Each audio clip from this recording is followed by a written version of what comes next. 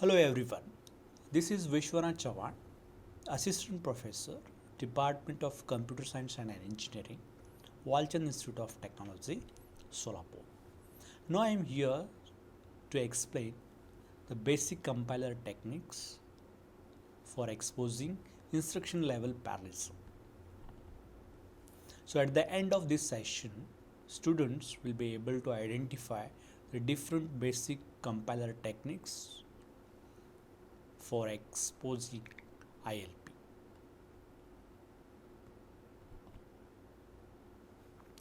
So the basic pipeline scheduling and loop unrolling concept we'll discuss here, which is going to boost the parallelism. Let us consider a for loop. Initial value I is initialized to 1000. If it is greater than 0, it will go for addition of x of I plus the s of I. It will decrement, so it will keep on repeating this 1000 times. 1000 time addition of respective values is carried out, and the result is stored in x of I. Okay, so we'll see how this loop is going to execute with the help of the instructions. So let us consider the loop, the for loop equivalent in terms of instructions. So load f0 comma 0 of r1. So here the 0 of r1 content will be loaded into f of 0. This is your x value, x of I, which we discussed. So this is going to add with s of I. f2 is your scalar value, and this result will be stored in f4. But according to for loop, it should be stored in x of I, that is f0. So that's why this value will be stored into 0 of r1. So it will store here. So these are the three instructions which works for addition by picking the number, and it will store. Then later on, this count is going to decrement as that of for loop, where the one value is decremented, but here it is decremented by 8 bytes because it is double word. So if after decrementing, if it is not equal, then it will go back to this instruction. It will repeat this loop again and again until and unless this condition gets true, then it will come out of the loop. So this is how the equivalent value or instructions are written according to the given for loop. But we are going to focus how this is going to help for parallelism. So further we'll focus about this loop more detail with an example. So let us consider one example. Okay, so here in this example, show how the loop would look on MIPS, million instructions per second, both the scheduled and unscheduled, which includes all the stalls or idle clock cycles. Schedule for delays from floating point operations, but keep in mind that we're going to ignore the branch delays. Okay, so we'll focus about this example by considering the previous for loop. Say we'll plan it for scheduling without scheduling. If we write the instruction, it looks like this. It takes total 9 number of clock cycles by assuming cycles per instruction is equal to 1. So load f0 comma 0 of r1. Then in second clock cycle there is a stall. Why?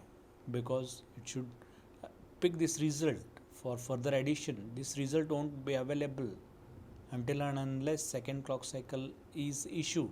So after that result is available, and hence it will pick this value and it will go for further addition. The next instruction is store this result f4. So assume if it is going to execute 4 times this for loop, then 9 into 4, 36 clock cycles are required. This is without scheduling. Okay, now if we go for next technique with scheduling, if your compiler is supporting for with scheduling, then it is going to reduce the number of clock cycles to execute this part, which is going to boost the instruction level parallelism. So how we'll focus? Say what happens, instead of allowing this stall here, why not we need to pick this instruction to execute here instead of a second clock cycle which is issued here as a stall. So bring this instruction. Why? There is no dependency on this LD. This is not depending on LD. So bring this instruction here. So, and at the third clock cycle, this add requires F0. Fine. If you bring this here at the third clock cycle, it will get the right value because it takes one clock cycle delay to update it. So it is going to reduce this stall if you bring this. So that is what the schedule, we are going to schedule like this. So we brought this instruction here, and anyhow add is going to pick the result in third clock cycle itself, which is updated value. So then next, this updated value takes 2 clock cycles, which is delayed for to update this s.d f4 into 0 of r1. So it is depending, so there is no chance to avoid this. But if you observe the previous instruction, if you bring this instruction here after SD, why can't you write BNE, which eliminates this stall, because it is not depending on SD. So bring this, so it is not depending on SD, so which is going to avoid this stall. So total there are 4 number of stalls, 1 2 3 4, out of which this is eliminated, this is eliminated, 2 clock cycles are eliminated, and hence it takes only 7 clock cycles to complete the same task. So if it is going to repeat 4 times, 7 into 4, 28.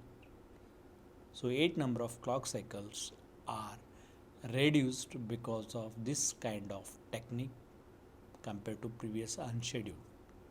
But still we can reduce this 7 into, if we take 4 times, this loop is going to repeat 4 into 7, 28 clock cycles are required, but still there is a chance to reduce the number of clock cycles by interchanging the instruction positions. We'll focus, yes, but based on this 4 assumption that it is going to repeat 4 times, this is the assumption. So these instructions are going to repeat 4 times. Then we will see. So for this we'll pick another example, which is example number 3.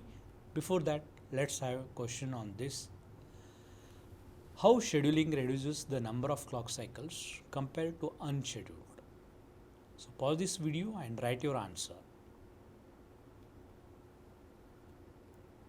So I hope you answer for this question. The answer is it makes a difference of 2 clock cycle.